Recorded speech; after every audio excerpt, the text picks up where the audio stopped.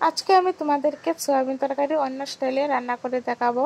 তো আমি শিল্পী, আমার চ্যানেলে সবাইকে স্বাগত জানাই। আর একটা নতুন রেসিপি নিয়ে চলে আসলাম, একদম অন্য স্টাইলে আমি রান্না করে তোমাদেরকে দেখাবো। তো চলো ভিডিওটা আমি শুরু করি। তো প্রথমে দেখো, এখানে আমি গরম জল দিয়ে সয়াবিনটাকে ভিজিয়ে নিয়েছি। তারপর দেখো, এখানে আমি ডুবো ডুবো করে আলু কেটে নিয়েছি। এখানে নিয়েছি টমেটো আর আদা। তো আদা আর টমেটো ওগুলো পেস্ট করে নিব। আর কড়াই বসিয়ে দিয়েছি, তো কড়াইও গরম হয়ে গেছে। তো দেখো, এখানে আমি পেস্ট করার জন্য কী কী নিয়েছি দেখো। এখানে আমি নিয়েছি দুটো টমেটো, আদা, আর দিয়েছি হাস্ত জিরে, তারপরে হলুদ গুঁড়ো, লঙ্কা গুঁড়ো, আর দিয়েছি ধনিয়া গুঁড়ো। তো সামান্য জল দিয়ে এগুলো আমি পেস্ট করে নিব। তো একদম দেখো মিহি করে আমি পেস্ট করে নিয়েছি। দেখতেই পাচ্ছ কত সুন্দর হয়েছে, কিন্তু অসাধারণ হয়েছে রান্নাটা। তারপর দেখো কড়াই বসিয়ে দিয়ে আমি তেল দিয়ে দিলাম। তো তেলটাও গরম হয়ে গেছে। তারপর একটু হলুদ গুঁড়ো দিয়ে আলুটা ছেড়ে দিলাম। তো আলুটা আমি ভালো করে কষিয়ে নিব। তো তার আগে আমি শাক বানিয়েছিলাম, তো তোমরা দেখতেই পাচ্ছ চেনি তেল লেগে আছে। তো তারপর দেখো আমি আলুটাকে ভালো করে লাল লাল করে ভেজে নিব। তো আমার ভালো করে লাল লাল করে ভাজা হয়ে গেছে। তারপরে আমি আলুটাকে তুলে এবার আমি সয়াবিনটাকে দিয়ে দেবো।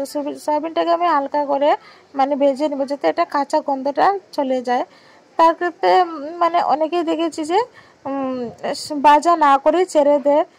তো আমরা বলছি এরকমই যে ভাজা করে রান্নাটা হয়, খেতে দারুণ লাগে, কাঁচা গন্ধ একদমই থাকে না। তো চলো, এবার আমি এখানে দিয়েছি অল্প নুন। তো নুন দিয়ে এবার আমি ভালো করে সয়াবিনটাকে ভাজা করে নিয়েছি।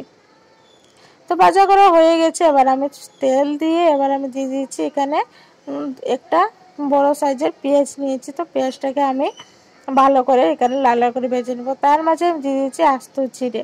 তো আমার এগুলো ভালো করে ভাজানো হয়ে গেছে। তো এবার আমি পেস্ট করে রাখা টমেটো, আদা, সব মশলা দিয়েছি, পেস্ট করে রেখেছিলাম, ওটা আমি এর মাঝে দিয়ে দেব। তো এর মাঝে দিয়ে আমি ভালো করে পেঁয়াজের সাথে কষিয়ে নিব।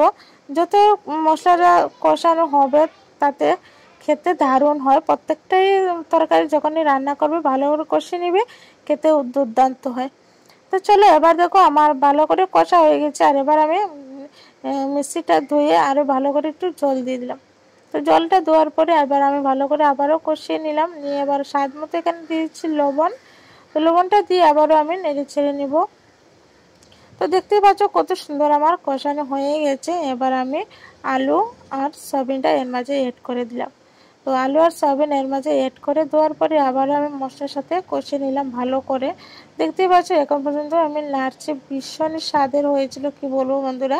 আমি প্রথমে ঘরে একবার বানিয়ে খেয়েছিলাম, আমার ভীষণই ভালো লাগছিল। তারপরে তোমাদের সাথে আমি শেয়ার করি। আমি প্রত্যেকটাই রান্না নিজে আগে ট্রাই করি, যদি ভালো হয় তাহলে তোমার সাথে আমি শেয়ার করি, ঠিক আছে। তো এবার দেখো আমার আমি আলু আর সয়াবিন দিয়ে ভালো করে মশলার সাথে কষিয়ে নেওয়ার পরে কিন্তু আমি এখানে জল দিয়ে দিয়েছি। এই পদ্ধতিতে একবার তোমরা রান্না করে খাবে, ভীষণই ভালো লাগে, কি বলবো, না খেলে বুঝতে পারবে না। তো এবার দেখো আমি এগুলো ভালো করে কষানোর পরে এখানে দিয়ে দিচ্ছি জল।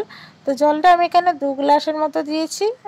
আর এখানে দেখো আমি গরম মশলা আর নিচে 2টা এলাচ, এগুলো আমি বেটে নিব। বেটে নিয়ে এর মাঝে দেবো। তো দেখো আমার জালও ফুটে গেছে, আলুটাও বেশ সুন্দর সিদ্ধ হয়ে গেছে। তো আমার একদম রেডি হয়ে গেছে। তার আমার জালটা পুরো হয়ে গেছে। এবার সব কিছু সিদ্ধ হয়ে গেছে ভালো করে। তারপরে একটা পাত্রে আমি নামিয়ে নিব। তো এখানে দিয়ে দিচ্ছি আমি গরম মশলা। গরম মশলা দিয়ে কিন্তু আমি একদমই জালে রাখিনি। তারপর কি হয় যে গরম মশলাটা গন্ধটা চলে যায় বেশিক্ষণ জাল দিলে। তারপরে দেখো এখানে আমি দিয়ে দিচ্ছি ধনিয়া পাতা কুচি। আর আমার এই ভিডিওটা তোমাদের কাছে কেমন লাগছে আমাকে অবশ্যই কমেন্ট করে জানাবে। আজকে মতো টাটা, বাই বাই, দেখা হচ্ছে নেক্সট কোনো একটা রেসিপি।